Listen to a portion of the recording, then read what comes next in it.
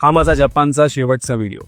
मला नेहमी असा प्रश्न पडायचा की काही देश जसे जपान किंवा काही युरोपियन देश हे इतके स्वच्छ का असतात, असं काय त्यांनी केलंय जे आपण नाही करू शकलो आतापर्यंत. तर ह्याचा मी रिसर्च केला, लोकल लोकांना विचारलं, तर पहिली गोष्ट मला आढळली की पहिल्या 5 ते 7 वर्ष शाळांमध्ये मॅथ्स सायन्स हा विषयच नाहीये.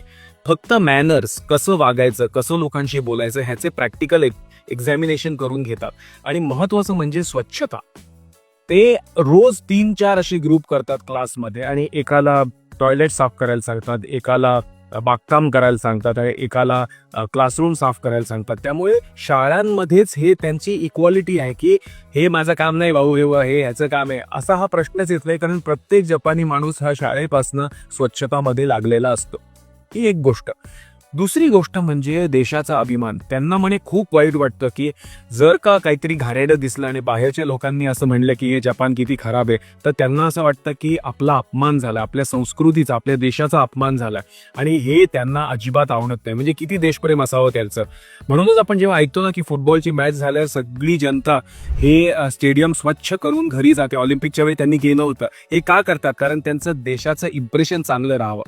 ह्याला म्हणतात देशभक्ती. हे आपण नक्की शिकायला पाहिजे. तिसरं म्हणजे बेसिक प्रामाणिक लोक आहेत असं मला वाटतं. एकाने मला मजेदार किस्सा सांगितला. तो म्हणला टोकियोमध्ये एकदा 2 दिवसला ही सिस्टम